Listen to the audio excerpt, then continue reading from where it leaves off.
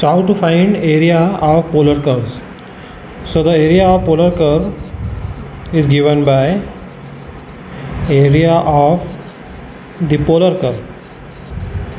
The polar curve r equal to f theta bounded by the lines theta equal to alpha and theta equal to beta is given by the formula area is equal to 1 by 2 integration from alpha to beta r square d theta. This is the area bounded by this polar curve from theta equal to alpha to theta equal to beta. Okay, so this area is like, this is the pole and this is the line beta and this is the line alpha and this is the area. This is the arc of the curve, not necessarily circle, but this is an arc, and this is theta equal to alpha and this is theta equal to beta. So this area is the area bounded by these two lines theta equal to alpha and theta equal to beta. So this area is given by this formula. So to find this area of polar curve, first we need to trace this polar curve. जो भी polar curve आपको दिया होगा उस polar curve को सबसे पहले आप ट्रेस करोगे और ट्रेस करने के बाद में आपको वो एरिया मालूम पड़ेगा जिस एरिया को आपको फाइंड करना है इस फार्मूले को यूज़ करके. सो अभी हम एक एग्जांपल लेंगे और उस एग्जांपल के थ्रू एरिया फाइंड करेंगे पोलर कर्व से बाउंडेड, और उसी में मैं आपको बताऊंगा how to trace a polar curve. So look at this example. Find the area outside the circle r equal to 2a cos theta and inside the cardioid r equal to a 1 plus cos theta. So इस area को सबसे पहले हमको trace करना पड़ेगा कि ये area कहाँ पर है. इसके लिए हम दोनों कर्व्स को पहले ट्रेस करेंगे. So first of all we trace the curve r equal to 2a cos theta. So first of all to trace the curve r equal to 2a cos theta. Now whenever you are given a circle, तो circle को trace करना कोई difficult नहीं है. सो इस circle को trace करने के लिए आपको x equal to r cos theta use करना है. So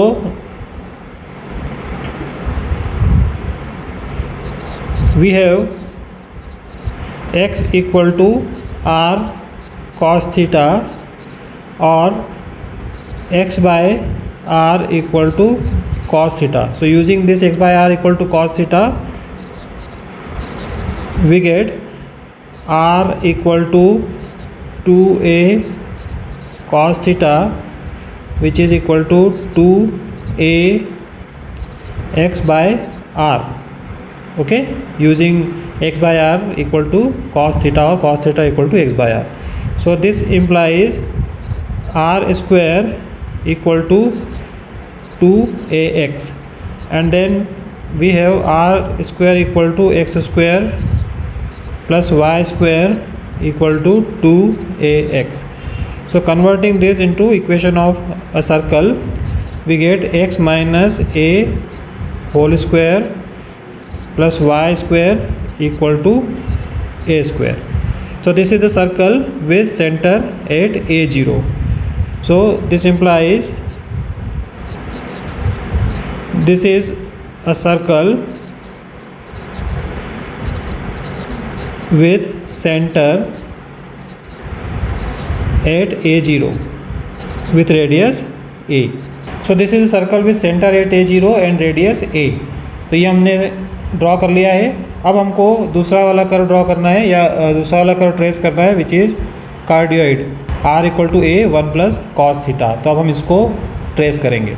now to trace the cardioid r equal to a 1 plus cos theta, तो इसको ट्रेस करते हैं हम.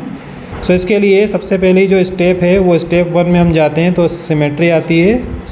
सिमेट्री, सो लेट्स चेक कि ये कहाँ पर सिमेट्रिक है.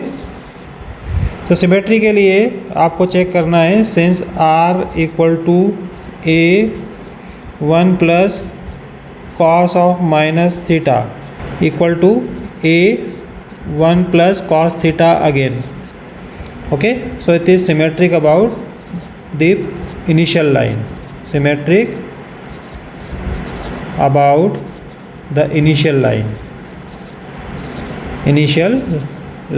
theta equal to 0, and r equal to a 1 plus cos of pi minus theta is not equal to a 1 plus cos theta, because cos pi minus theta is minus cos theta.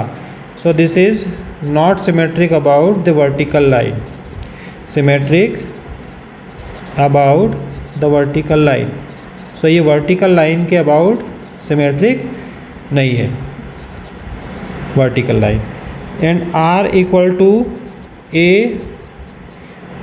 1 plus cos pi plus theta is again not equal to a into 1 plus cos theta. So this is not symmetric about the pole, symmetric about the pole. तो अभी पोल के about भी symmetric नहीं है और vertical line के about भी symmetric नहीं है. This is symmetric about only initial line. Therefore it is sufficient to trace the curve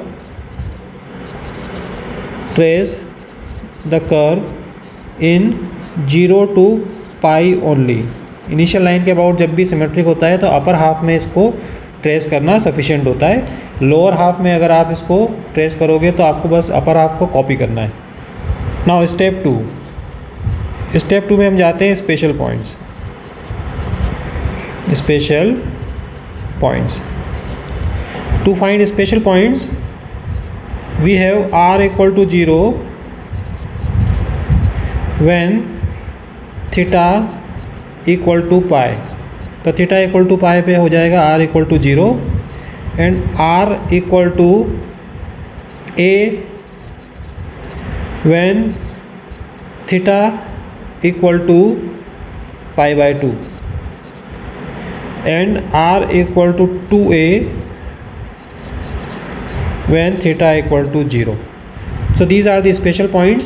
So इसको अगर हम यहाँ पर लोकेट करें इन पॉइंट्स को, so this is r equal to 2a, this point is r equal to 2a, this point is r equal to 0, and this point is r equal to a point. So after marking these points we go to step 3. Step 3 में हम find करेंगे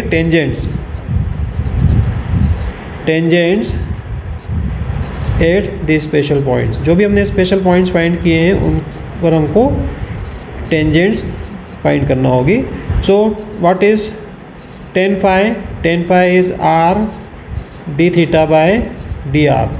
So r is 1 plus cos theta, a into 1 plus cos theta. What is d theta by dr? So dr by d theta is minus a sin theta. So d theta by dr will be 1 upon minus a sin theta. So minus 1 upon a sin theta. So if we solve this, this is minus 1 plus cos theta divided by sin theta, and this is equal to 2 cos square theta by 2 divided by 2 sin theta by 2 cos theta by 2. So this is equal to minus cot theta by 2. Then tan phi equal to 0. Tan phi equal to 0 at theta by 2 equal to pi by 2.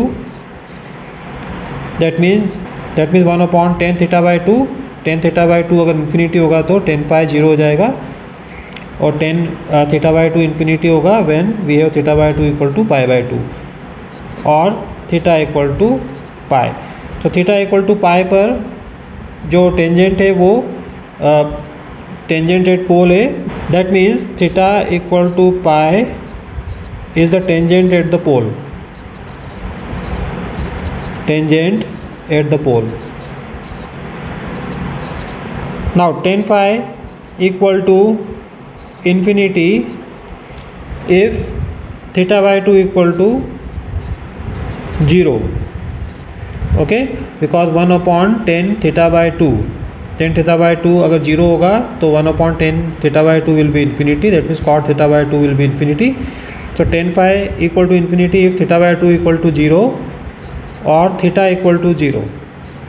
So theta equal to 0 पर जो tangent है वो perpendicular है to the radius vector. That means the tangent at tangent theta equal to 0 is perpendicular to the radius vector. To the radius vector. Radius vector. Okay. So we draw this tangent at theta equal to 0. So this is the tangent at theta equal to 0 because theta equal to 0 पर r equal to 2a है और इस पर tangent हमने draw की है. तो ये परपेंडिकुलर लाइन जो 2a पर आपको दिखाई दे रही है, this is the tangent at theta equal to 0. Now in step 4 we find asymptotes. So asymptote है या नहीं है वो हम यहाँ पर चेक करेंगे. So there is no asymptote because r lies between 0 to 2a.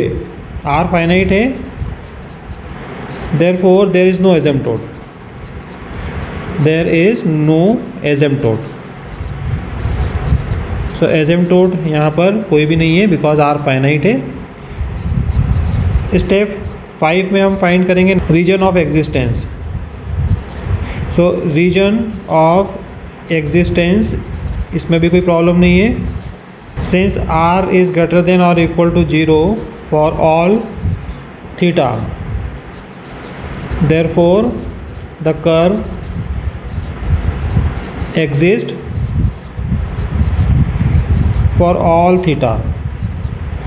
For all theta in 0 to pi. Then step 6, nature of r. Nature of r. Okay, so r equal to 0 when theta equal to pi, r equal to a when theta equal to pi by 2, and r equal to 2a when theta equal to 0. And as theta increases from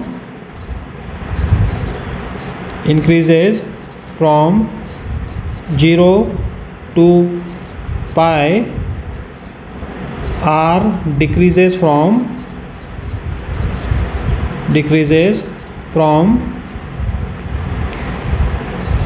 2a to a in 0 to pi by 2. तो 0 to pi by 2 में आप देख सकते हो कि ये decrease हो रहा है, 0 से a पर जा रहा है.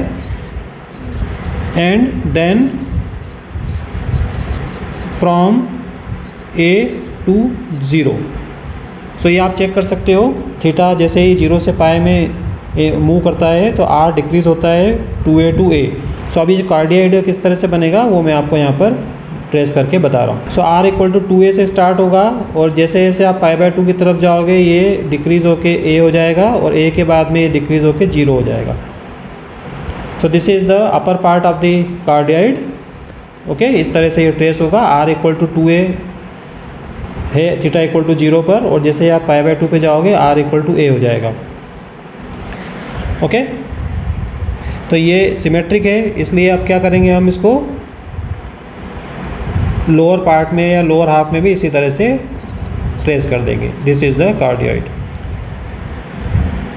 तो ये कार्डियोइड जो है वो इस तरह से आपको कर्व मिलेगा. So what is the required area? The required area is this. Required area आपको फाइंड करना है तो वो आपको यहाँ से मिलेगा. This is the required area जो आपको फाइंड करना है. So what is the required area?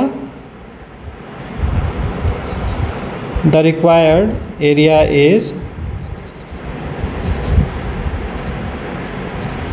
A equal to 2 times area above the initial line, 2 times the area above the initial line.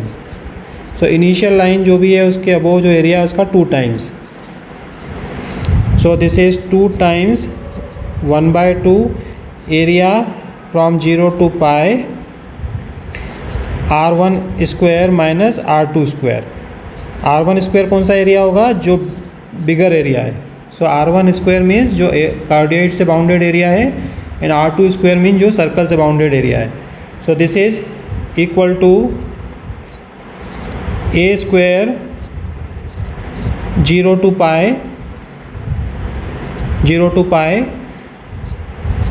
1 plus cos theta square minus 2 cos square theta, 2 cos square theta d theta. So when you simplify this integration you get area is pi a square by 2. So मैंने यहाँ पर पूरा integration simplify नहीं किया है, आप लोग इसको सिंप्लीफाई करके आंसर फाइंड कर सकते हो. सो ये जो एरिया है इसको हमने 2 टाइम्स कर दिया है बिकॉज कर्व सिमेट्री के अबाउट द इनिशियल लाइन के ऊपर जो एरिया है उसी को हमने 2 टाइम्स कर दिया. आपको मिल गया total area bounded by circle and the cardioid. So this is how you find area bounded by polar curves. So I hope you understood. Thank you very much.